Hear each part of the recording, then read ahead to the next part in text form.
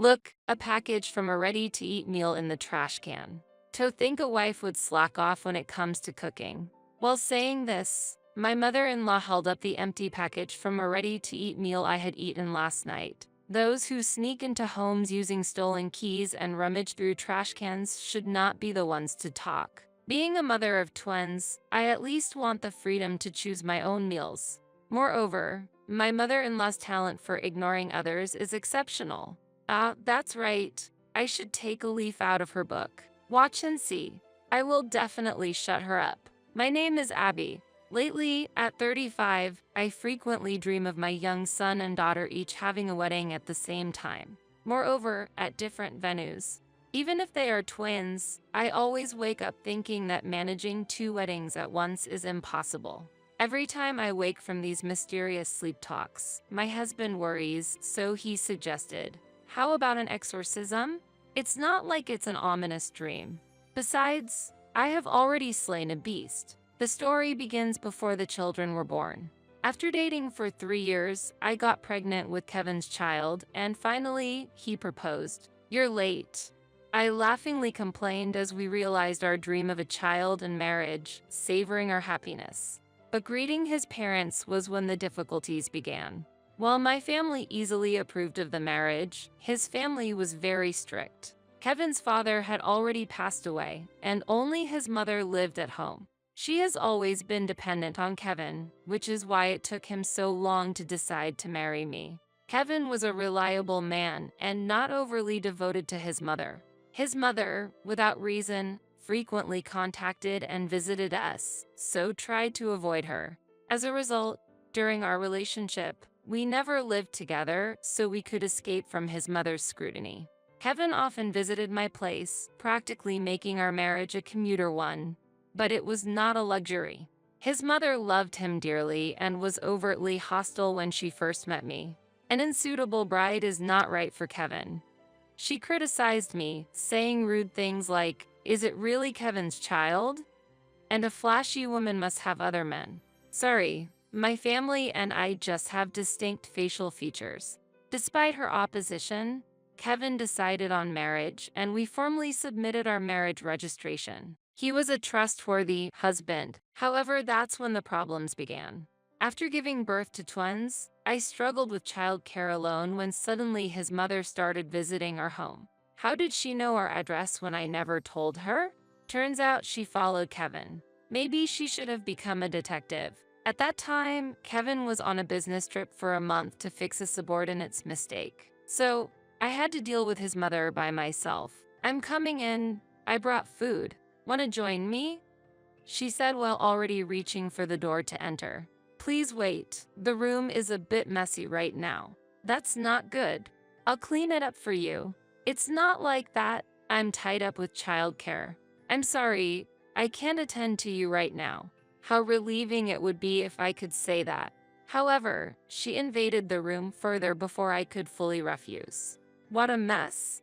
The living room is really messy. After scrutinizing the living room, she even turned her attention to the bedroom. This won't do. The sheets are a mess. The kids just fell asleep, so I was resting a bit.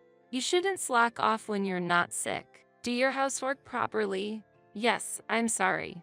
Why must I be scolded by someone who visits without notice? Well, let's have lunch. I brought pasta. As she said this, my mother-in-law took out the pasta from the bag. Wow, it looks delicious, I exclaimed excitedly. How greedy of you. I didn't buy one for you, said my mother-in-law. What? I said in surprise, and she just smiled at me. This is food I bought for myself, she said. It was just a normal takeout order. In the end, my mother-in-law enjoyed the pasta alone, saying, delicious, and made me bring her tea to enjoy her lunch. The visit from my mother-in-law woke up the children who had just fallen asleep. Even when changing the children's diapers, she scolded me, saying, I'm eating, so please be considerate. I was relieved when she went home earlier than expected that day. But the next day, and the day after, she appeared at our house again. Even when I told her, please go home, I'm busy with the children, she insisted. I will help with the children. I have experience. Her idea of helping was just to unnecessarily pick up the sleeping children. She would get angry when the children drooled and left the diaper changing to me. And it didn't stop there. As soon as she entered the house, she would open the fridge, eat whatever was inside, check the expiration dates, and criticize the brands of condiments I used. She scattered the snacks she brought on the floor and complained, "The floor here is dirty. You should clean more thoroughly." The floor was dirty because of her. While being busy and unable to do household chores, she would often criticize me, saying, "You haven't cleaned or you are careless with caring for the children." Just 2 weeks after her frequent visits began, I was mentally exhausted. Why can't I speak clearly? I am conveying it properly, that she's a nuisance. However, she would reply, "I'll be careful next time," but the next day she would pretend to have forgotten, saying, "Did you say something like that?" Asking her for something might be harder than teaching tricks to a bird. I received words of encouragement from my husband, who was away. "Don't think of her as my mother. You can ignore her, pretend not to be home, do whatever it takes to keep her out," he advised. Following my husband's advice, I began using the strategy of pretending not to be home the next day, and it was very effective. My mother-in-law began to leave disappointed, and peace returned to our home. Or so I thought, until the third day of using the silent treatment. An incident occurred. Fortunately, my mother-in-law didn't show up that day, so I went out relieved and had just returned from shopping. As I unlocked the door and pushed it open as usual, I heard the sound of the TV. What? Could it be that my husband has returned? Or could it be a burglar? At that moment, fear almost paralyzed me. "I've been waiting for you." My mother-in-law appeared from the living room. "Mother, why are you here?" "Because you've been avoiding me. Good thing I had a spare key." "What?" During one of her previous visits, she apparently secretly took a spare key that was stored in a shelf at home. I regretted not noticing it earlier since I was busy with taking care of the twins. But even if I weren't busy, it might be difficult to immediately notice such abnormal behavior. But it's good that I came. It seems you can't manage without me. The room gets messy the moment I look away. "What?" "But I just cleaned yesterday." I thought the room shouldn't be as messy as she said, but when I looked around the living room, it was clearly more disordered than before I left. Clothes pulled out of the dresser were scattered on the sofa and floor.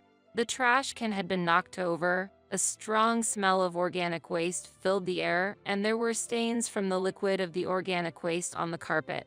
It's only natural to think, could this devilish woman have done this? Seeing me speechless with dismay, she said with a smile, "Well, I'm leaving now, but please clean up this place." Unable to get the spare key back, and lacking the energy to tidy up the room while looking after the children. It really was the worst. However, this disordered, or rather, filthy room is also bad for the children, so I continued cleaning late into the night, even at the expense of my sleep. I even considered calling the police. Theft, trespassing, and vandalism are not things that should be excused, even among family. The next morning, exhausted, I was startled to be awakened by the loud volume of the television.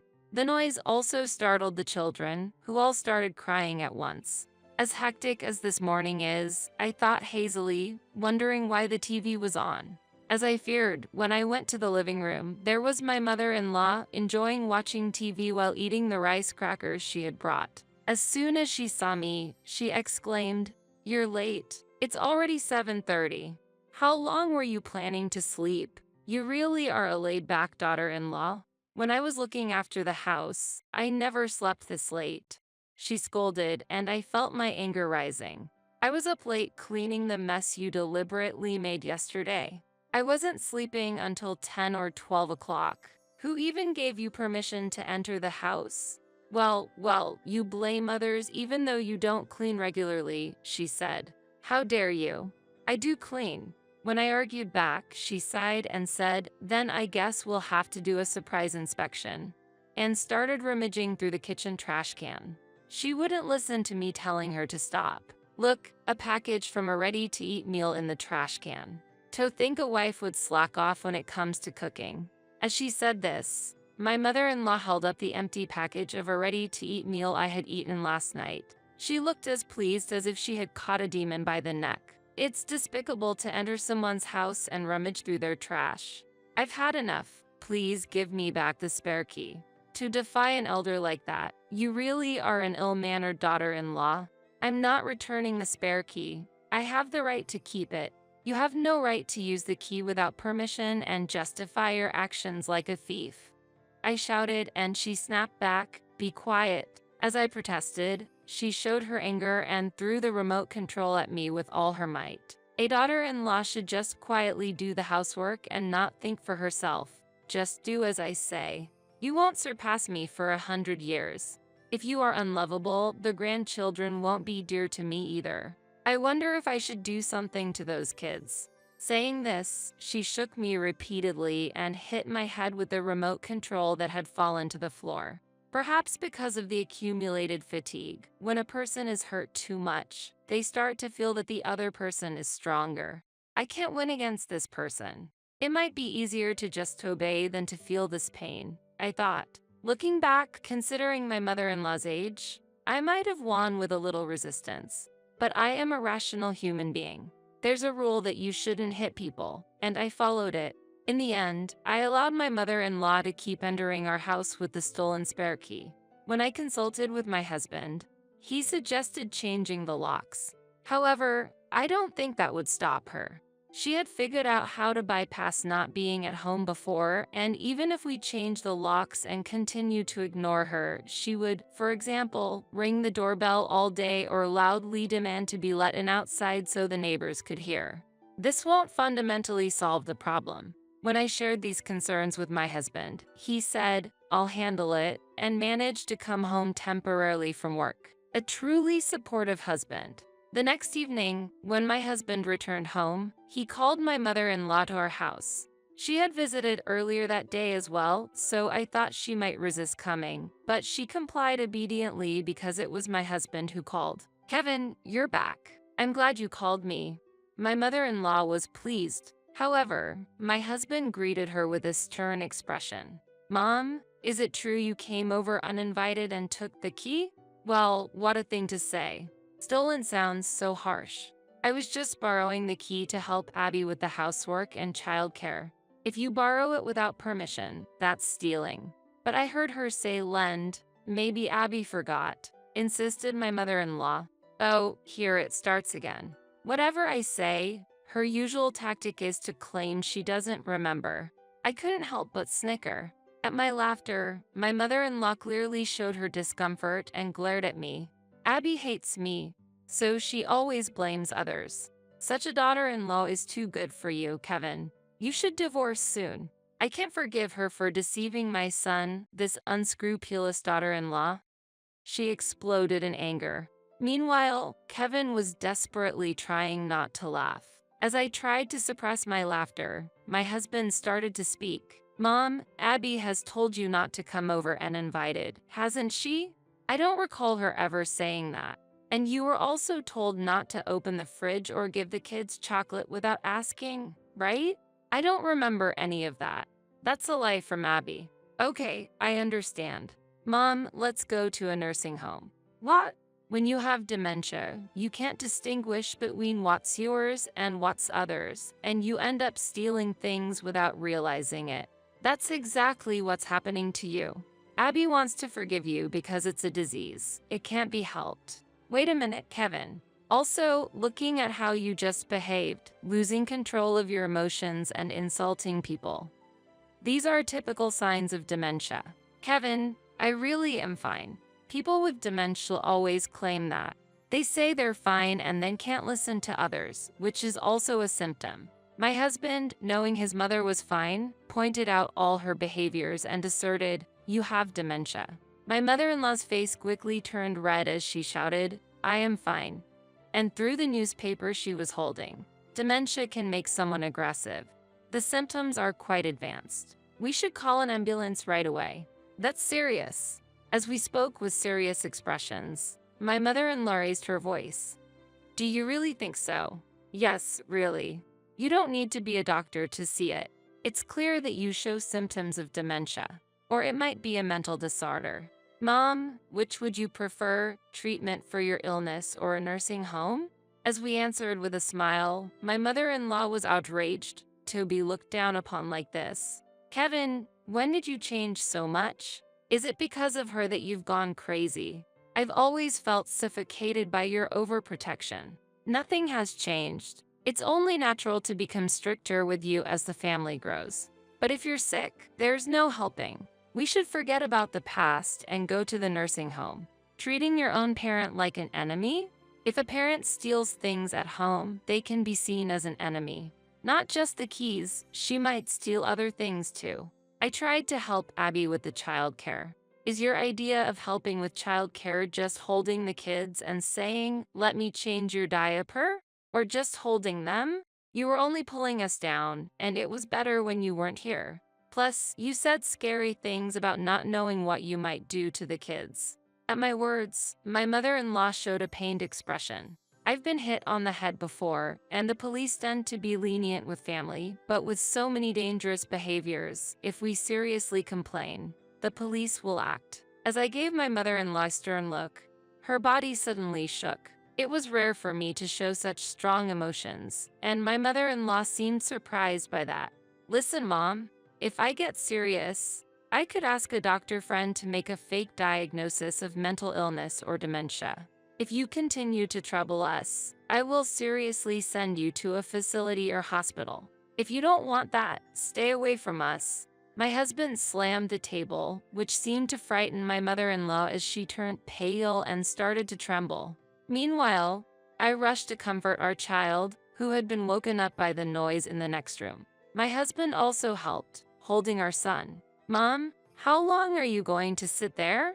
You're in the way. While my husband had called her over, ultimately saying you're in the way must have hurt her. My mother-in-law was sobbing, but children crying is welcome. But there's no sympathy for a thief's tears, my husband coldly said, and forcibly removed her from the house. We also retrieved the spare key, and the problem was resolved. There were times when I felt a bit sorry for my mother-in-law, but when I told my husband about the past mistreatment, he was furious and decided to deal with her decisively. He had to be thorough because being lenient might lead to her showing up again. Thanks to my husband's firm handling, my mother-in-law no longer appeared before us. However, unexpectedly, it seemed she started to show affection towards her niece, that is, my husband's cousin. Having lost the affection from her son and feeling lonely, she might have thought, if not my son, then another relative will do. She appeared around the cousin's house and even visited her, causing trouble. The cousin contacted us, asking to do something about Kevin's mother, but my husband dismissed it, saying, "We've disowned her. It has nothing to do with us." Hearing this, the cousin moved and hid herself to escape from my mother-in-law.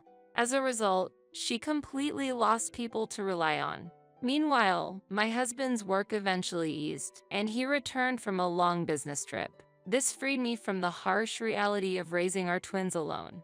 I wanted to rely on my own mother then, but my sister was also pregnant, and I couldn't ask anyone else, so it was tough doing things like bathing the twins alone. I truly felt grateful for my husband's support. Now, the twins have grown and are in elementary school, and being a boy and a girl, it's interesting how they don't look or act very similar.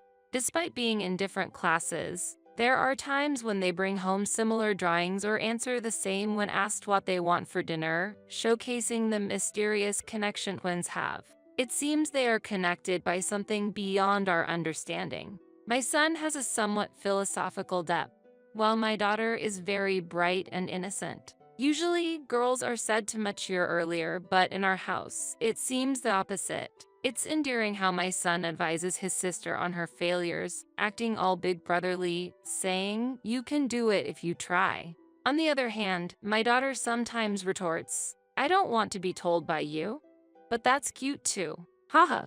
Sometimes they argue, but they often discuss their worries more with each other than with their parents, probably because they are each other's most important partners.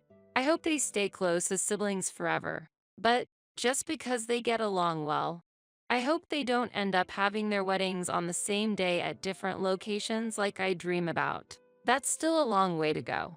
It will be sad when the day comes for our kids to marry and leave home. But when that day comes, I'll send them off with all my heart. Until then, we parents will make sure to raise them into fine adults, so be prepared. Just kidding.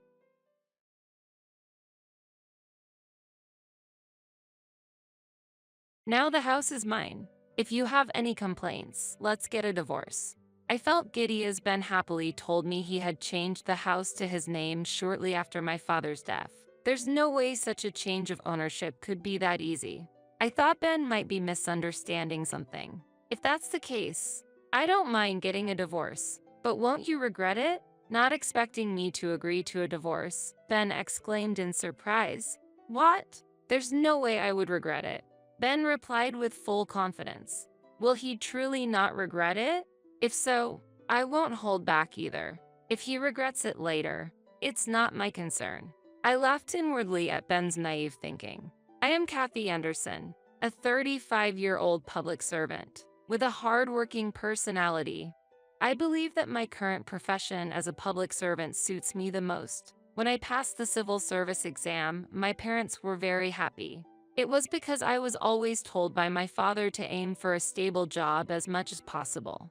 If I was asked whether civil service jobs are stable, I'd have to say there's no certainty in modern society. However, at present, there are no major troubles, and I expect to continue working as a public servant. There's a reason why my father recommended a stable job. After graduating from university, he chose to work at a startup. Filled with enthusiasm for his new career, he aimed to improve his skills and jumped into a company with only 10 employees. However, sustaining a business for years is a significant challenge. The company my father joined unfortunately went bankrupt after 2 years. While struggling to find a suitable reemployment, my father decided to start his own business. Lacking experience, he started in the food industry and gradually grew his business. As the number of stores increased, he hired many employees and kept an eye on daily sales and profits. Since most of the stores were operated in renovated vacant houses or owned properties, there was no worry about rent. As a result, as the number of customers increased, the revenue grew, and he built a considerable fortune over 35 years. However, he also experienced many hardships during that process. The instability of a life as an entrepreneur accumulated daily stress. As profits began to rise, people motivated by money gathered, leading to difficulties in human relationships. Sometimes, employees would even take off with the store's funds. Building wealth was not easy. Therefore, I think my father wanted me to avoid the hardships he experienced and wished for a comfortable life for me. I am satisfied with my job as a public servant, a job that suits my nature. While not affluent, I can maintain a normal life without any issues. Hence, I believe stable days like these are the best. I'll be home late tomorrow, so I don't need dinner. That was my husband, Ben, informing me. This wasn't the first time he had said this. After dinner, while I was washing the dishes, I asked while wiping my hands, "Working overtime again? Is the factory that busy?" "It's a busy period right now." Ben works in a semiconductor manufacturing plant on the assembly line. Having worked in this job for 18 years since graduating high school can be extremely challenging, considering you process parts every day for 8 hours straight. It's nothing for me, but for Ben it seems to be easier than using his brain. I can understand since semiconductors have been scarce recently. Must be tough. Yes, so I might be a bit late. Understood. Take care. Lately, it's become common for him to come home late, sometimes not returning until after midnight in the worst case. I can hardly believe he's working this late, so he's probably having a drink somewhere after work. I understand the urge to unwind with alcohol, but I feel the frequency has increased too much. However, it's difficult to say that to Ben. Telling him not to drink when he's exhausted from his daily demanding job might provoke a backlash. Fortunately, his drinking expenses are covered by his own allowance, so it's not a big issue. As I watch Ben head to the bedroom, I roll my shoulders extensively. Lately, my shoulder pain has worsened. Life with Ben is full of mismatches, and it seems like the mental stress is starting to manifest itself physically. I try to tell myself not to overthink. I met Ben during my second year of high school. He was attending a nearby boys' high school and approached me during a cultural festival. Initially hesitant when the younger Ben asked for my contact information, I eventually gave in to his persistent approach. When I asked why he was so interested in someone as plain as me, he shyly admitted that he liked my appearance. On the other hand, I had a rather frivolous impression of Ben at first, so I was quite worried. However, contrary to my expectations, his sincere personality became evident, and I gradually found myself drawn to him. Even after Ben started working post-high school and I became a civil servant following university, he has always been my partner. We got married at 27 but haven't been blessed with children. It may not be possible anymore, but I feel our life together is not bad. As long as I can spend the future with the present Ben, that's enough. He probably feels the same. In the midst of these peaceful yet busy days, an unexpected call came to my phone. Hello? Kathy. Oh, good. You're there. Are you at work? Yes, what's up? A call from my mother during a weekday in the afternoon was unusual, signaling something must have happened. I asked her why she called. We have a problem. Your father suddenly collapsed. And today, we got the results from the tests. He's been diagnosed with colon cancer. Dad has cancer? I can't believe it. The word cancer from my mother left me shocked. We've never had cancer in our family before. But it's true that my father, being a business owner, had neglected his health checkups. So, it's not surprising that the disease was discovered late. I'm telling the truth. And it seems to be quite advanced. That's terrible. But aren't there advanced treatments for cancer these days? Unfortunately, in his case, they said he only has a few months left. A few months? That's unbelievable. It was an unbearable reality. At 60, my father's rapid cancer progression made sense. Due to the late discovery, the cancer was terminal, and despite medical advancements, treatment would be challenging. My mother explained through tears. I understand. I'll return home for a bit. I'll talk to Ben too. That would be helpful, Kathy. My father is an important figure to me. I couldn't just stand by when he's in trouble. Ben would understand. Distracted, I finished my work and headed home. Ben, who had returned home unusually early, noticed my somber demeanor and asked, "What's wrong? You seem down." Ben was enjoying a beer in the living room. I shared everything about my mother's call with Ben and discussed returning to my parents' home for a while. That's worrisome. Understood. Support your father while you're there. Thank you. Sorry for not being able to prepare meals while I'm away. No problem. I've been getting home late from work lately. I'll just eat out in the meantime. But you should have a proper meal once in a while. Don't worry, I'll be careful. Ben listened calmly. Feeling reassured, I started packing for my trip home the next day. As bedtime approached and I was about to head to my room, I heard Ben's voice on the phone from his room. He must be talking to someone. I didn't intend to eavesdrop, but I stopped in my tracks when I caught a snippet of his conversation. It seems he will pass away soon. Can you do something about the matter we discussed earlier? Pass away? Was he talking about my father? Yes, that's right. I understand. Please take care of it once he's gone. It wasn't clear who he was talking to or what the arrangement was, but it was evident that the conversation was about my father's situation. Why use such a term as gone? Ben had never spoken disrespectfully about my father, even if their relationship wasn't especially close. Ben wasn't the type to be indifferent in such a critical situation. Yet, why does it seem like Ben doesn't care about my father? Even though my father is terminally ill, he is still alive, and discussing matters after he is gone with someone else is inappropriate. At that moment, my trust in Ben wavered. Since then, I couldn't shake off my suspicions about Ben. Take care, Ben said cheerfully as he saw me off, but I couldn't stop thinking about his phone conversation on my way home. It seemed like he was plotting something. If it's related to my father, it must be about money. I never told Ben about the extent of my father's wealth. I felt discussing finances might lead to problems, so I decided we could discuss inheritance when the time came. At this stage, I didn't see the necessity to talk about it. I wasn't hiding it. I just thought it was premature. But what if Ben knew about my father's wealth and was targeting it? I shouldn't think about it too much. While trying to dispel these negative thoughts, I spent time supporting my father and enjoying pleasant conversations. I'm grateful, Kathy, Mom. I'm a lucky man. You don't have to be so formal. It's too early to be thankful. We tried to maintain a cheerful atmosphere while looking at my father's calm smile. The last moments with my father ended 3 months later. Neither my mother nor I were fully prepared for the premature goodbye. During the funeral, I was in a daze, struggling to accept the reality that my father was no longer in this world. On the other hand, Ben was oddly cheerful, which felt unsettling to me.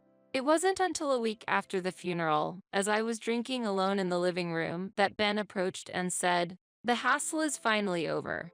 Crossing his arms and clasping his hands behind his head, he spoke with a cold gaze. "Hassle? Yes, exactly. I was hoping your father would kick the bucket a bit sooner. But even after that, there were still procedures like the funeral to deal with, so it was a pain in the butt." "How can you say that? Someone has died, my father at that. How can you talk like that?" I couldn't help but retort to Ben's astonishing statement. It became clear that Ben had actually wished for my father's early death. I remembered the phone conversation about my father. What were Ben's true intentions? When can we receive the inheritance? Your family is quite wealthy, right?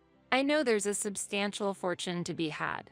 At that moment, I understood what Ben had been aiming for. I never imagined Ben would have his eyes on my family's wealth. I had never discussed my family's financial situation with Ben. However, it seems Ben knew that my father had substantial assets. "You look like you're wondering how I knew." I can understand. My family was always poor. Securing daily meals was a struggle. On the other hand, I heard your family was wealthy and your parents often went on trips.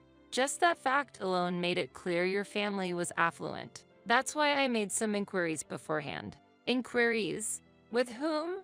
Ben used the word inquiries after guessing my family's financial situation. The day Ben was on the phone in the bedroom flashed through my mind, and I wondered if that was the inquiry he mentioned. I asked a real estate lawyer acquaintance about the old man's inheritance.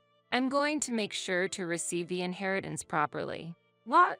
I was shocked that he had discussed the inheritance with someone else without my consent, and doing so while my father was still alive. At that moment, I began to doubt whether the person in front of me was truly my husband. "You'll get a response soon. Just wait." With that, Ben returned to the bedroom. He was probably going to contact that lawyer again. I was just astonished by his unbelievable actions. Why would he investigate my family's inheritance on his own? Is there any other spouse who would do such a thing? Inheritance is a matter our family should discuss, not for Ben to get involved in. My trust in his actions wavered, and I started avoiding conversations with him. We spent some time without speaking, but the situation changed drastically a month later. Putting aside Ben's previous comments on inheritance, the estate was formally transferred to my mother and me. I inherited my father's mansion worth $2 million and felt the weight of this asset. I had no intention of moving into the mansion right away, and it seemed a waste to just leave it unused. While I was contemplating whether to turn it into a vacation home or sell it, Ben suddenly spoke to me after not having exchanged words for days. "Hey, Kathy, how are you doing?" How ironic, considering we lived under the same roof. Ignoring his words, I reached for a book nearby, but he continued, "Listen, I've changed the ownership of the mansion you inherited to my name." I stopped reading and stared at him in astonishment. "What are you talking about?" "Yeah, I asked that real estate lawyer to proceed with the title transfer." "You did a title transfer, really?" "Yes, really." I was speechless. Not only did he do it behind my back, I also had a problem with the lawyer involved. Now the house is mine. If you have a problem with that, we can get a divorce. And I'll be giving the house to my family. My brother has been wanting a larger house, so I want to make him happy.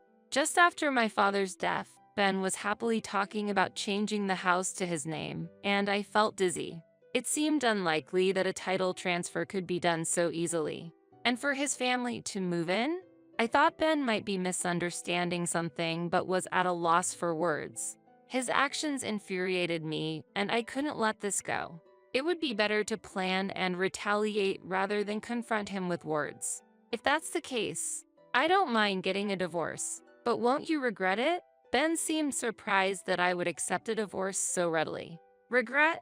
There's no way I would. Ben replied with full confidence. Will he truly not regret it?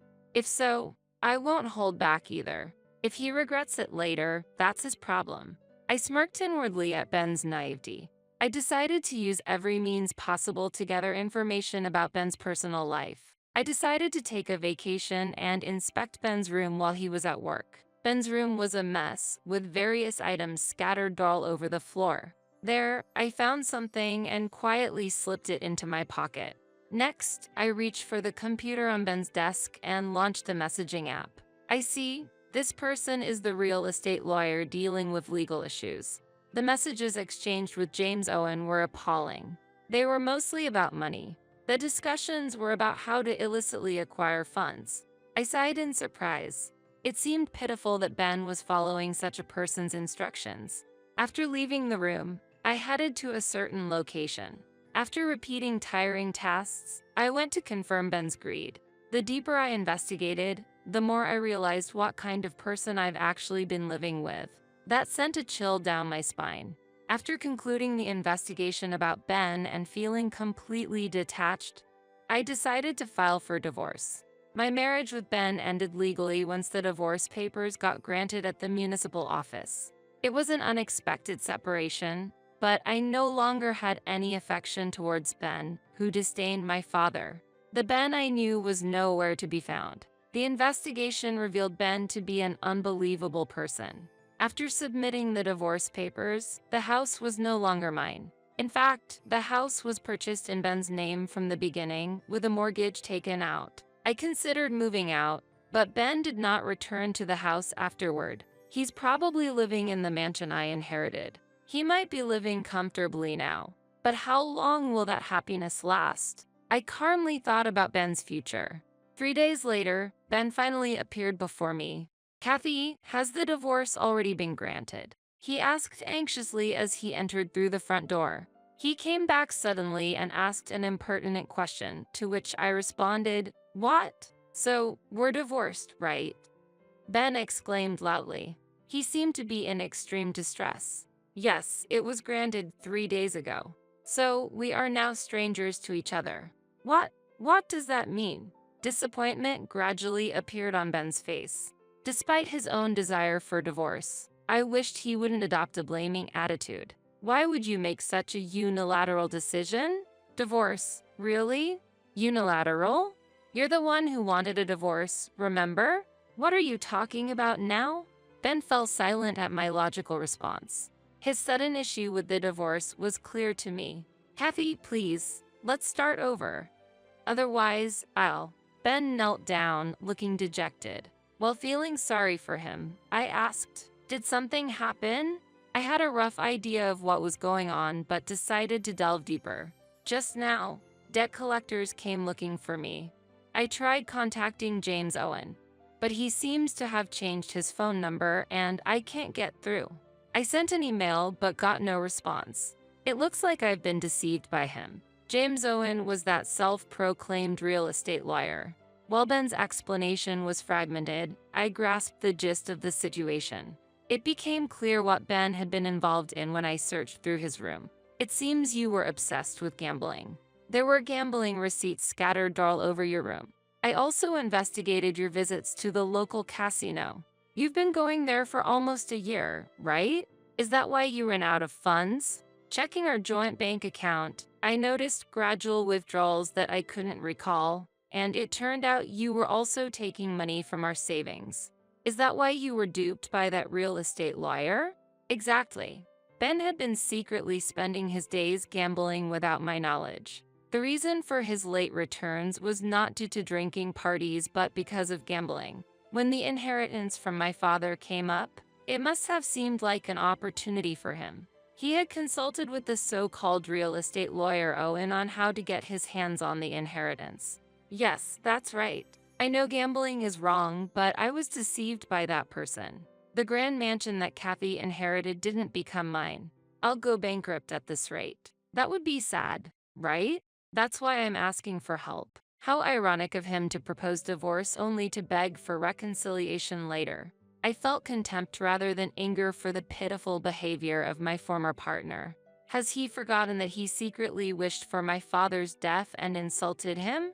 I couldn't even consider that man as my ex-husband. What? What are you talking about? You're the problem, aren't you? Sympathy. I have no such feelings for you. After all, getting deceived was also due to your carelessness. The real estate inherited from my father is in my name and not subject to division. Changing its ownership without consent is impossible. Yet, you were naive enough to get deceived by James Owen, and now you come asking for help? I will never forgive you, not in a lifetime. Seeing my face filled with anger, Ben got scared. I opened the front door, leaving him aside. If you don't mind, I will move to the luxurious house I inherited from my father. As for you, try to manage your life in this house. Oh, and don't forget about the loan repayment. Good luck.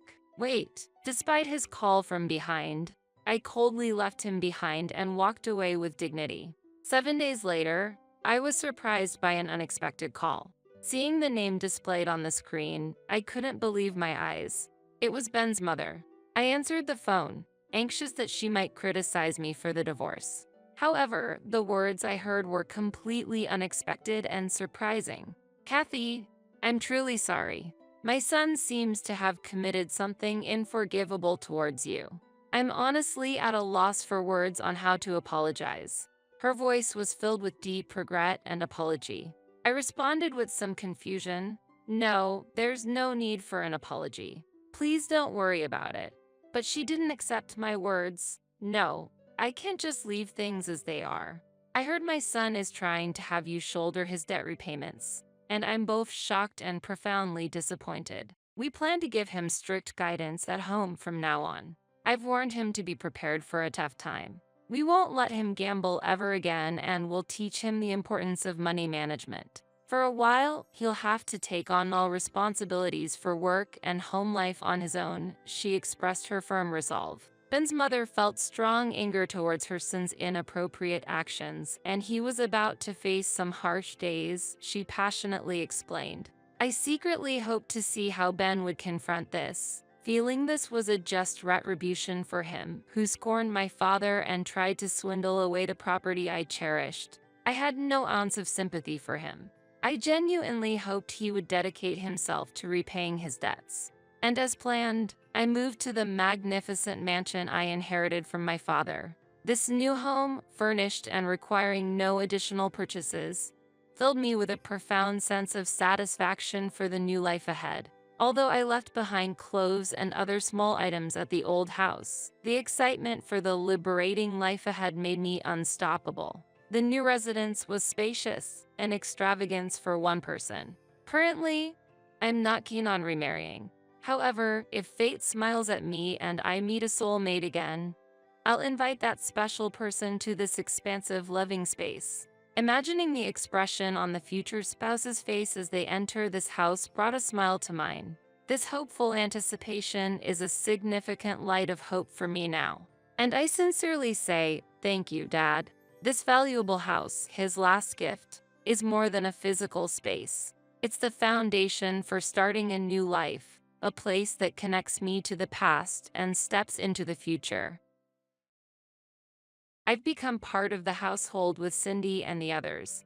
They need their private space, so you and Nicole will give up your room to Cindy and Ben. At dinner, my husband Aaron told me about the sudden cohabitation with his sister-in-law Cindy and her son Ben. Confused, I naturally questioned Aaron. Why did it come to this? I haven't heard anything. Does this mean we're losing our room? Faced with Aaron's matter-of-fact attitude, both Nicole and I raised further questions, but he continued without showing any consideration for our concerns. You two should spend time in the living room. It's better for Cindy and her family to have a private room so they can relax and feel at ease. What does that mean? Cindy has been struggling to find stable employment ever since her divorce. Who else will support them if not us? But what about the living expenses? We can afford to take in Cindy and her family. Don't worry, I'll cover those costs. Besides, you're living off the money I earned too, so don't complain. If you want to stay here, do as I say. Why do we have to make space for them? It's unreasonable to defy the family breadwinner despite the fact you have to rely on my income. You claim to be working in your room, but you're just playing on the computer. If you're unhappy, consider divorce. Aaron coldly stated, despite Nicole being nearby. His words made me feel my love for Aaron fading. Hiding my disappointment, I calmly responded to him. Understood. I'll have the room cleaned up by Saturday. I, Jennifer, am a freelance web designer working from home, living with my husband Aaron and our daughter Nicole. Thanks to my uncle Dan, we live in a comfortable 4-room high-rise apartment close to the station. Jennifer, would you like to live in my apartment? I bought it but often relocate for work. As a bachelor, I'd appreciate having someone reliable living there, he offered. Really? Your apartment is quite luxurious, isn't it? Yes, but an unused house deteriorates. If my beloved niece and her family could enjoy living there, it would make me happy. Thank you so much, Uncle. We gladly accept your kind offer. Aaron, please take good care of Jennifer. He has always treated me like his own daughter and was very happy when I got married. Now, under the guise of being entrusted with the management of the apartment, we live there for much less than the market prices would allow. Located in the prime area of New York City, the apartment offers a child-friendly environment and convenient commute, satisfying Aaron greatly. What if we make this room our bedroom and Nicole's room? Sounds good. What will we use the other rooms for? How about turning each room into a room for private use? Having a workspace would make my work more efficient. I like that. I've been wanting space for my hobby items too.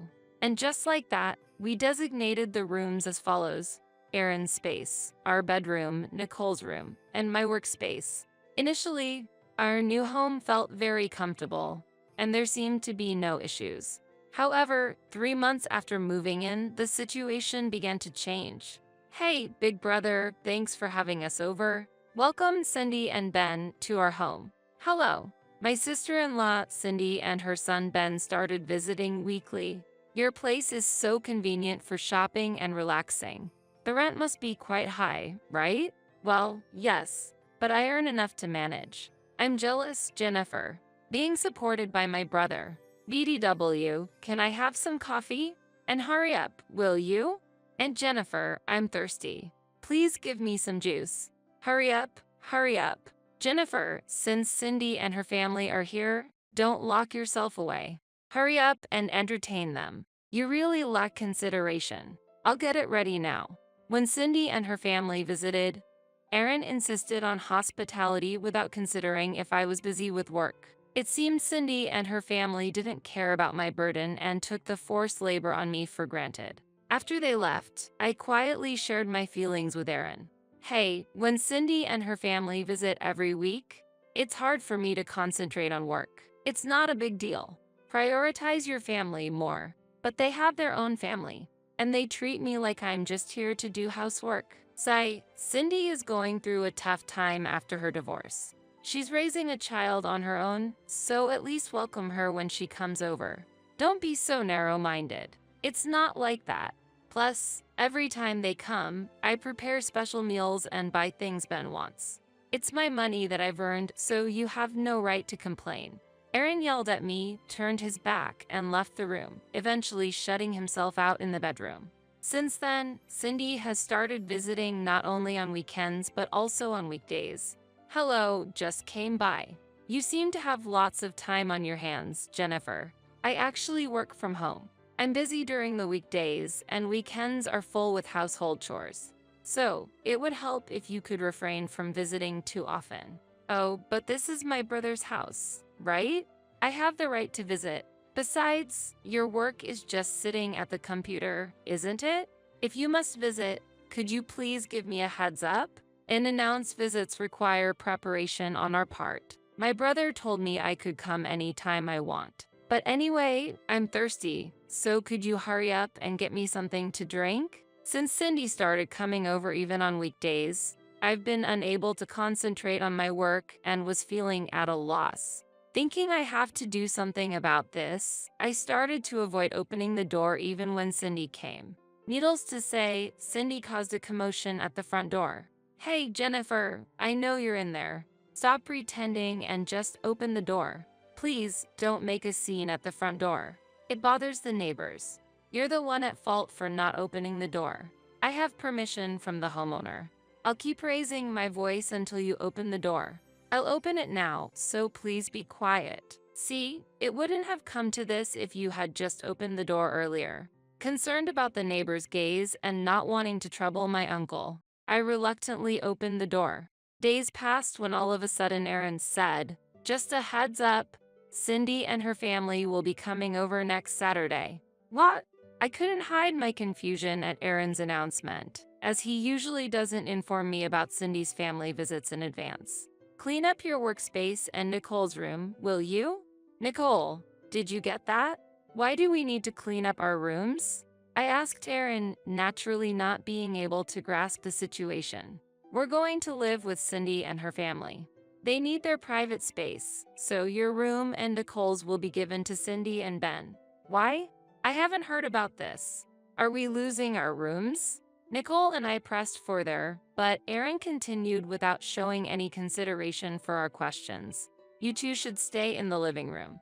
It's better for Cindy and her family to relax in a private room without feeling obligated. What do you mean by that? Cindy has been struggling to find stable employment ever since her divorce. If we don't support them, who will? But what about living expenses? We can afford to take in Cindy and her family. Don't worry, I'll cover those costs. Besides, you're living off the money I earn, so don't complain. If you want to stay here, do as I say. Why do we have to make space for them? It's unreasonable to defy the family breadwinner despite the fact you have to rely on my income. You claim to be working in your room, but you're just playing on the computer. If you're unhappy, consider divorce. Aaron coldly stated, despite Nicole being nearby. His words made me feel my love for Aaron slowly fading. Hiding my disappointment, I calmly responded to him. Understood. I'll have the room cleaned up by Saturday. The next day, when Aaron returned from work and saw me tidying up the room, he nodded in satisfaction. Make sure you finish before Cindy and her family arrive. I'm well aware of that. What's with that tone? Nothing at all. Aaron seemed displeased with my sullen response, rummaged through his bag, and pulled out a piece of paper. I've despised your rebellious attitude from the start. Be prepared for a serious consideration of divorce if you defy me again. With that, Aaron threw the signed divorce papers at me and locked himself in his room. I picked up the thrown divorce papers, carefully folded them, and put them in my pocket, then continued tidying up the room. And then Saturday came. As Aaron had foretold, Cindy's family came over. This is your new room, Cindy. Feel free to use it without any hesitation. And this way is Ben's room. Aaron greeted Cindy and her son with a smile, guiding them to their new rooms. The room that was once my workspace and Nicole's room were now empty, and Cindy and her family were delighted with their new space. I'm glad. This room has good sunlight and a great view. It's spacious and perfect. Thank you so much, brother. Uncle Aaron, this is my new room, right? Yes, that's correct. It's wonderful. I feel sorry for Jennifer and Nicole, but we're family too, so it can't be helped. Cindy, there's no need to worry. Jennifer and Nicole are used to living in the living room, right, Jennifer?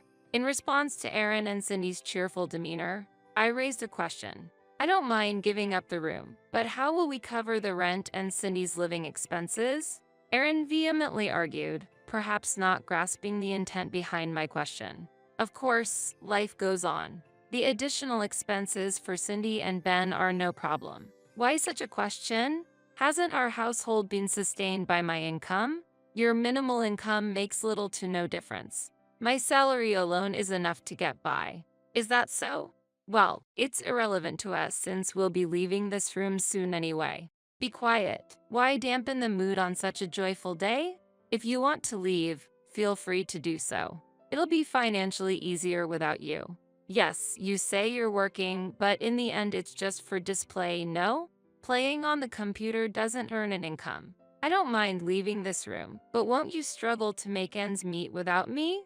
Against Aaron and Cindy's disparaging remarks, I presented them with reality. Can you still say that after seeing this? I showed them a piece of paper. What is this? This is the lease agreement for this house. What? The rent is $1,800? Aaron began to panic upon seeing the amount of the rent. Yes, remember when we rented this house from Uncle Dan? We officially went through a real estate agent for the contract. You signed without checking the details. Huh, no way. I thought it would be more affordable since he's family. But what does it matter? Brother has been paying up until now. So there's nothing to worry about, right? Staying here means Aaron will have to bear the full rent going forward. Are you truly able to do that? I posed this question to Aaron, but he was at a loss for words. Naturally, you can pay, right? Right, brother? Aaron remained silent, his face turning pale, while Cindy couldn't hide her anxiety. Brother, are you okay? Say something. Since Aaron remained silent, I explained the situation. Actually, his monthly income is only $1,300. That's not enough to live in this housing, let alone cover the rent. Huh, what do you mean? Brother's income is that low? Yes, he's been working temporary jobs. Then, how have the rent and living expenses been managed up to now? I've been paying for them. I earn more than 3 times his income with my web design work. No way, you earn that much.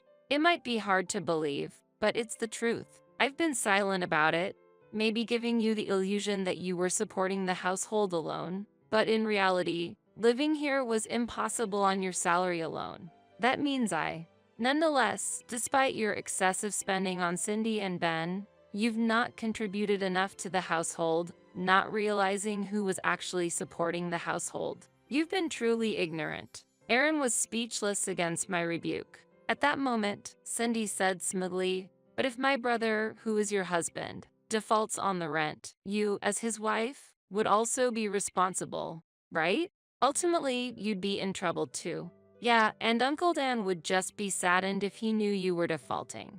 When Aaron brought up Uncle Dan, I was just astonished. But Aaron and I are already divorced, so it's irrelevant to us. Divorced? I wasn't aware of that. Forgot about the divorce papers you gave me? I've already signed and submitted them. That was just meant to intimidate you. What are you saying now? I never thought the divorce would actually go through. I wasn't serious. But it's already been officially accepted at the city office, so it can't be undone now. How? Aaron weakly fell to his knees upon facing his reality. If you can't pay the rent, you should move out soon. We can't trouble Uncle Dan. As I tried to leave, Aaron and the others hastily tried to stop me. It was my fault. Let's all get along as a family. Uncle Dan provided this house hoping for that. That's right. We'll return your former workspace. Ben and I can share one room. That should be no problem. Their self-serving proposals only fueled my anger to its peak. Don't make fun of me. I can't allow you to waste Uncle Dan's kindness like this. We're already divorced. We're neither a family nor anything else anymore, just strangers. Leaving those words behind, I left the apartment. Later on, it seemed there was an attempt by Aaron and the others to stay in the apartment. But Uncle Dan decided to revert the rent to market price after hearing from me. I had significantly reduced the rent to less than half the market rate, thinking my niece's family would live there. If Jennifer and her family are no longer there, I'll revert the rent back to the original price. We can afford to pay $4,000 a month. Brought back to reality by Uncle Dan, Aaron and the others were forced to leave the apartment and look for a new place to live in. Due to their income situation, they could only afford to live in an old one-room apartment, barely making ends meet there. Since life was difficult with just Aaron's income, Cindy also had to look for a job. But good jobs were hard to find, and it became a neighborhood rumor that fights between Aaron and Cindy were endless. On the other hand, Nicole and I started unpacking in our new home. Sorry for deciding to move suddenly. The old house was nice, but this new one is lovely too. I like it. Seeing Nicole smile like that, I sincerely vowed to cherish our time together, ensuring our family would live happily and harmoniously in our new home. It seems my husband has been possessed by an evil spirit. This house will be given to Jenny. If you disagree, let's divorce. To think that the house I bought would be given to our eldest son's spouse. You better leave this house quickly. Ha ha, my husband sided with his daughter-in-law. I will put the house under my name. A monthly repayment of $1,800 is possible. Ha ha, my eldest son is also on his wife's side. Well, I'm no longer attached to such a dirty house. Then, as you all say, I will leave this house. You three will suffer from now on. Be on the lookout for what's about to happen. My name is Dorothy, and I am 60 years old. I hold a senior position in a leading company and have a higher status than usual. I live with my husband, Frank, who is 2 years younger than me. Last year, we renovated our house in preparation for the future. Our house was built by my father and has aged and deteriorated over the years. Therefore, we wanted to improve the living conditions to spend the coming years comfortably. However, considering our age, the monthly repayment amount is somewhat high at $1,800. But since I am an executive at a large company, the chances of passing the loan screening are pretty high. Frank works in management at a medium-sized restaurant but earns less than me, so the loan is more likely to be approved in my name. My salary alone makes it difficult to continue with the house loan. This house, originally belonging to your father, is currently registered in your name. I'm sorry, but could you take on the full amount of the loan? In return, I will contribute more to the household than before. After such a discussion, we decided to renovate. The renovated house has become more comfortable to live in, almost like a different place. It's very pleasing to know that by renovating the house I've lived in since childhood, I can continue to live here for a long time. I never imagined that the day I would leave this house would come. It was sudden. My cell phone vibrated. I'm getting married. My son Steve told me over the phone. Steve is 31 years old and works as a middle manager in a leading company. My eldest son, who has always been an excellent student, devoted to his studies and club activities, has continued to be enthusiastic about his work as an adult. That might be why I have never heard about his romantic relationships. I was very curious about the woman he was considering marrying. I wonder what kind of person she is. If Steve chose her, she must be charming. However, I'm worried that Steve, who has little experience in love, might be taken advantage of by someone with ulterior motives. I was filled with excitement and worry about meeting the woman my son brought home for the first time. Then, the day of the first meeting arrived. A woman with brown hair and a white chiffon dress, exuding purity, came to visit. I'm Jenny, please take good care of me. She was polite and charming, making for a likable first impression. I'm honored to meet you, father and mother. She smiled, showing her sparkling white teeth. If it's her, I can entrust my son with ease. I felt this way, and it seemed Frank shared a similar opinion, showing a smile. She's a wonderful girl. When Frank murmured that, she said, I'm so happy to hear that from you, Dad. I look forward to getting along with you. Gripping Frank's hand tightly and looking back at him. What's happening? Her intimacy surprised me, and I was a bit bewildered. Steve seemed surprised as well. However, a complex expression appeared on Frank's face. It wasn't jealousy, but it wasn't a comfortable feeling either. What are you doing? I asked, wishing for her to avoid such actions for my son's sake. She panicked. Oh, I'm sorry. I shouldn't have done this upon our first meeting. And quickly apologized, withdrawing her hand from Frank's. I'm often told that I don't understand personal space. It's not intentional, but I'm truly sorry. It seemed like it really wasn't intentional. Still, I was somewhat surprised by her actions, considering I initially had a good impression of her. However, Steve truly loved her. Yeah, Jenny might have a strange sense of personal space. Haha. but that's part of her charm. I'm not good at talking with women, but she approached me proactively. That's why we could become so close and consider marriage. I didn't expect Steve, who is usually passive towards the opposite gender, to change so much because of Jenny. Please take care of Steve. Despite various emotions, if she is a good person, everything will surely be okay. I accepted their engagement. Afterwards, things progressed swiftly, and within a few weeks, they had officially submitted their marriage registration. I wished for the best for their future happiness. One day, half a year after they got married, I'm home. Huh?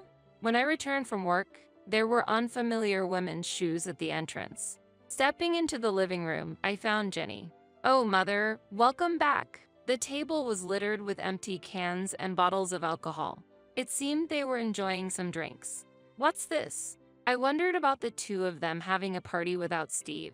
I happened to meet Jenny on my way back from work. We talked about wanting to get closer, so we decided to drink together. But since it was before payday and money was tight, I suggested drinking at home. Why have a party at home? It would have been ideal if Steve also joined, and we all could have had fun together. I don't want to intrude on the newlyweds, but it would have been better if we gathered at Steve and Jenny's place. I tilted my head and answered, indeed, we could have done it at our house, but the beauty of this residence is exceptional, and our place is a bit messy right now. Jenny's speech was unclear. She was slurring her words, clearly quite drunk. Hearing her normally precise speech become lax under the influence of alcohol was unexpected. But what was the reason for enjoying the alcohol just between the two of them? Why didn't you call Steve? I found it unusual for a daughter-in-law to come to her in-law's house to drink, especially during the honeymoon phase. After seeing them together, I started to look for Steve. Steve is currently busy with work and working late into the night. Because of that, I've been feeling very lonely. Jenny said, starting to cry. It's okay, Jenny, you've done nothing wrong. The problem lies with Steve, who leaves you alone despite being newlyweds. Saying this, Frank gently stroked her head. What? Father, what is this situation? I feel increasingly uncomfortable. Look, Frank, Jenny is Steve's wife. It's wrong to do this, especially to Steve. I scolded Frank for his excessive behavior. And then, suddenly, oh, don't be so harsh on Father. Jenny stood up for Frank. What? I reflexively uttered in surprise, confused by her statement. I had a lot I wanted to say, but the day's fatigue made everything feel bothersome. I'm going to take a bath. Please clean up after yourselves, I said with a sigh and headed to the bathroom. Afterwards, I called Steve to explain the situation, and he replied that he would leave work and come to pick her up immediately. Jenny's behavior seemed very odd to me. However, the fact that Steve rushed over to get her showed me how deep his affection is towards her. But I couldn't shake off the feeling that their future domestic life might be somewhat troublesome. Reluctantly, I decided to give advice about their future life when Steve arrived. While lost in thought in the bathroom, quite some time had passed. Returning to the living room with a somewhat dazed mind from the heat, Steve should have already picked up Jenny, but oddly, despite coming by car, they both seemed to be enjoying alcohol. Steve, you came by car, right? Why are you drinking? I asked, to which Steve, appearing drunk and cheerful, replied, actually, Jenny told me to drink, and it turned out we're staying over tonight. It's good news that my son is staying over. However, the unexpected accompaniment of his wife was somewhat concerning. The decision felt quite abrupt. What? I was inwardly astonished, but Steve had already drunk alcohol. Hey, Mom can drive you. It's okay. I didn't want the daughter-in-law to stay over. Despite feeling tired, I offered to drive them home. However, Steve said, come on, it's okay. You're tired too, right? Why don't you join us for a drink instead? With an innocent smile. At that moment, I found myself speechless without any room for argument. Haha, huh? At that instant, a feeling of discomfort sprouted within me. Suddenly, Jenny looked at me with a smirk, as if her smile harbored some conspiracy. Could it be? It seemed like she was laughing at my puzzled appearance. It's just my imagination, right? I truly hoped it was a misunderstanding, but in reality, her plan had already been set in motion at that point. The next day, Jenny apologized deeply for her missteps multiple times. "I am terribly sorry," she said before leaving, and I felt like peace had finally been restored, overwhelmed by fatigue. But when I returned home that day, Jenny was there again. Steve was nowhere to be seen. Disheartened by the previous day's events, there was a change in her demeanor.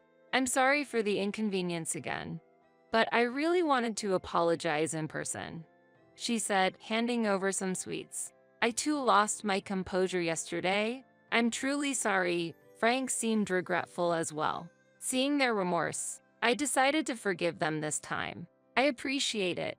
Jenny seemed genuinely relieved, but perhaps because the situation was quite awkward, she stopped visiting our home afterwards. Honestly, I did not want to get deeply involved either, so I was grateful for that outcome. Then one day, Frank, with a serious look, said, "I have something to tell you." As I waited in the living room, wondering what was going on, Steve and Jenny visited for the first time in a while. "It's been a while," I greeted, but they seemed to ignore my words and passed by as if they hadn't heard me. Perhaps my voice didn't reach them. Suddenly, Frank declared loudly, "This house will be given to Jenny. If you disagree, let's divorce." "What?" I was astonished. The discussion of transferring the house to Jenny came out of nowhere. It was a baffling situation. While I was confused, Jenny said, "Please, leave this place." "What does she mean?" "I'm confused." "Wait a minute. What do you mean by transferring the house to Jenny?" I asked, to which Frank replied, "You've been making Jenny suffer, haven't you? That's unforgivable. She's such a good girl. Making her suffer. There's no such fact." However, Frank refused to listen to my argument. "Shut up. I heard it from her. That's why she was crying, saying she couldn't go home." Frank continued angrily, with Jenny shedding tears. "Why has it come to this?" Then Steve also burst out in anger. "I never thought my mother could do such a thing. You're horrible." The more I denied, the angrier they became, and Jenny's tears didn't stop. "That's why we're going to divorce. Leave this house immediately. I plan to continue living here with them." I couldn't understand why I had to transfer my own house to Jenny. When I asked for the reason, because Jenny is deeply hurt. We could have sought compensation, but we thought of a better solution. "Taking this valuable house from you and giving it to Jenny is the appropriate punishment for you," was the response I received, even though I didn't make her suffer. Why should I face such retaliation? It's impossible for Jenny, who quit her job after getting married, to pay a monthly loan of $1,800, I argued. "Don't worry. We'll change the name to Steve. As long as Steve is working, the name change should be possible right away. However, there are restrictions on changing the name on a loan contract, so it wouldn't be that simple." In reality, changing the loan terms wouldn't be easy. I doubt the bank will allow it. When I counted, Frank said, "Don't worry, not only you, but Steve also works at a letting company. Plus, I have an acquaintance at the financial institution where you have the loan. If I talk to him, it should go smoothly." Appearing fully convinced. "Yeah, a monthly repayment of $1,800? Piece of cake." Influenced by Frank's confidence, Steve also agreed. Gradually, the reality of transferring the house to them became apparent. I've said it many times, but I didn't do anything to her. There's no way I'm handing over this house. As I strongly objected, they became furious again. I was fed up with this situation. Then Jenny, who had been crying all this time, spoke up. "Mother, for the sake of us and our unborn child, please," she pleaded while caressing her belly. Unbelievable. "Mom, Jenny is actually pregnant right now. If her mental state becomes unstable, it could lead to the worst-case scenario. That's why I hope you can be a bit more lenient." Steve revealed the fact of her pregnancy. Indeed, stress during pregnancy should be avoided. However, being forced to transfer my home based on unfounded accusations is unacceptable. My heart was filled with turmoil. "I need some peace and quiet," I said, leaving the scene for the bedroom. Could I have unconsciously made Jenny suffer?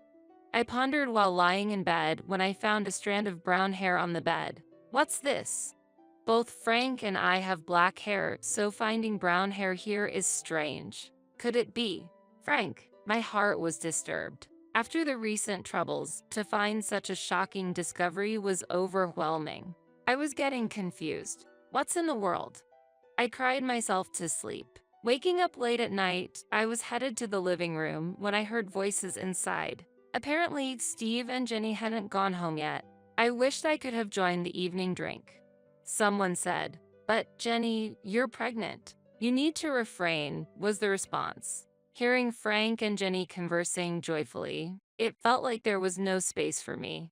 My heart was heavy due to Jenny's inexplicable complaints. Standing frozen outside the living room, suddenly, an intimate sound reached my ears. "Ah, Jenny, I love you." Frank's voice. "Stop it, Frank. If Steve and Mother find out," Jenny replied. Shocked, I was disturbed by what Frank and Jenny were doing. "What on earth is happening?" "Don't worry. Steve is completely drunk, and Dorothy has been cooped up in her room all this time. She must be asleep by now." Haha, they were discussing. Haha, maybe she's angry and hiding under the bed? How funny. Haha, they laughed together. The brown hair I found was probably Jenny's. This is very unpleasant. What were they doing on my bed where I slept? I felt sick. They intend to push me out and secretly enjoy themselves with Jenny. My house being used inappropriately like this. Fine. I'll leave this uncomfortable house behind. However, I won't forget this. I thought to myself. The next day, I appeared in front of the three as if nothing had happened. In reality, I couldn't sleep in that bed anymore, too shocked to even close my eyes. "So, you've finally decided to transfer the house?" They smiled all at once when I said, "I've decided to transfer the house." "Great. Let's go for the name change procedures. I'll easily pass the loan screening." Steve was excited. He knows nothing. Although it saddened me at the moment, I had no intention of revealing the truth to my son. He wouldn't listen to his mother since he was under his wife's thumb. At least not yet. Afterwards, busy days of divorce proceedings and name changes followed. The name change process wasn't easy, but it was eventually completed. "This house is no longer yours." Haha, Frank taunted. "Hurry up and leave, old hag." Haha, Jenny whispered in my ear. I felt nothing but anger. They were the ones who were supposed to leave. I intended to make them, but not before getting back at them. Letting go of the home I had lived in since I was born was painful. Yet, I could no longer feel attached to a place associated with infidelity. I planned to use this abnormal situation to create turmoil between them. Wait and see when the time comes. A month after I left the house. "I'm ready," is what I said and headed to my former home. As I pressed the doorbell, Frank responded irritably, "What do you want, stranger?" Despite it being our first encounter in a long time. "I have something to discuss. Won't you let me in?" I answered firmly. "Why should I let you into the house?" Frank stubbornly refused my entry. "I have something very important to discuss, especially to Jenny." "An important matter concerning Jenny?" Frank's response shifted. Mentioning her name, they readily invited me inside. Using her name was the last thing I wanted. However, it was clear that Frank was heavily influenced by her, so I leveraged that. "You're a stranger now." Stranger. Even though legally we're strangers after the divorce, that term felt too heartless. I was infuriated by Frank's reaction. "Why are you here now?" They became more guarded. "I want you to see this," I said, displaying some photographs. "What is this?" Their surprised voices filled the room. The photos were of Frank and her on a date, captured by a detective I hired to follow them after our divorce, recording their moments together. "Wait, what? This is..." Steve was unsettled. "So what? We're just daughter-in-law and father-in-law with a good relationship. Nothing more, right? Why would you take such meaningless photos?" "What do you want?" They insisted they were just close. "Really? Then what about this?" I pulled out my smartphone and played a certain audio. "I've always liked Jenny. Keep your voice down, or Steve and my mother-in-law will hear." Their voices and inappropriate sounds were recorded. What's this? On the day I discovered their relationship, I had secretly recorded their conversation. You're just misunderstanding. Frank desperately tried to explain. Misunderstanding? This is clearly a problem. Steve erupted in anger. Jenny just looked down. I pressed further. Let me ask you, whose child is in your belly, really? Steve's complexion changed. Could it be Dad's? He was lost for words. That's impossible. He always comes. Oh, she inadvertently confessed. You admitted it. You just said it. Their argument intensified and Frank and Steve got into a scuffle. Ouch! Jenny seemed to be in pain, which made them stop fighting. I seized the moment. Haven't I always said, I didn't make Jenny suffer? Did you lie to get rid of me, to convince Steve? Steve was shocked. No, I'm the worst. Why didn't I believe my mom? He blamed himself for being swayed by Jenny and doubting his mother. It's so clear now. We should talk about this. Steve raised his voice at them. Initially silent, with all this evidence, are you considering a lawsuit? Apparently, Jenny initially had genuine feelings for Steve. But upon visiting our newly renovated beautiful home before their marriage, she began to desire it. My family home was a bit run down, and I aspired for such a beautiful house. The interior was also quite lovely. She tearfully explained. Wanting the house, she decided to get closer to Frank, using opportunities when he returned from work to drink without Steve. The months she didn't visit the house, she became close to Frank, plotting to get rid of me. You could have just suggested living together from the start. When I said that, she remained silent before finally responding. I don't have a positive impression of mothers-in-law. My own mother and grandmother were always fighting, and my grandmother constantly bullied my mother. So, I wanted to avoid living with my mother-in-law. Getting rid of you was the only solution to live comfortably in a beautiful house. If she had such an image of a mother-in-law, she wouldn't want to live together. But to go as far as taking my husband. However, how did Frank perceive this situation? I knew I was being used, but I fell for her the moment we exchanged greetings, shook hands, and she smiled at me. Despite knowing he was being used, Frank fell in love and decided to abandon me to keep her by his side. You guys are really unforgivable, Steve said as both of them looked down, tears streaming down their faces. Steve decided to get a divorce. DNA tests on the newborn confirmed Frank as the father. I won't be paying child support, he declared, demanding alimony from them. I made a similar choice. I never thought I'd be demanding alimony from my own father. I gently patted Steve's head as he sobbed. Our lives were thrown into chaos because of a foolish woman's actions. However, the life that got thrown into chaos the most was her own, which she would regret forever. My prediction was spot on. 2 years later, she chose to continue living with Frank in a de facto marital relationship, claiming it was for the child's sake. And to work and raise her child, she had to leave her newborn at daycare. Today, Grandpa, Dad came to pick you up, huh? She seemed to attract attention from other mothers at the daycare. While the children played well together, she felt lonely not being able to make any mom friends. Additionally, when she explained her divorce and relationship with Frank to her parents, they got furious, directing their anger at Frank too. Now, she is estranged from them. This was all the result of her own choices. Meanwhile, Steve lives alone in that house. I wanted to sell it, but that would be too cruel to Mom. After all, this is the house where Mom has lived all her life. I couldn't sell a house filled with such memories. He felt disgusted by the house and considered selling it but couldn't due to guilt, possibly influenced by my repeated expressions of discomfort towards the house. He arranged for house cleaning and disposed of all possessions belonging to Frank and her. Steve, acknowledging the trouble caused by her, said, "It might be because of that woman, but I've troubled you, Mom. You might not be able to forgive me, but please let's meet up sometimes. Visit the house. And let me be a good son to you from now on." And gave me trip tickets. Steve has shown deep remorse. Although I can't forgive him just yet, I'm willing to work towards restoring our relationship.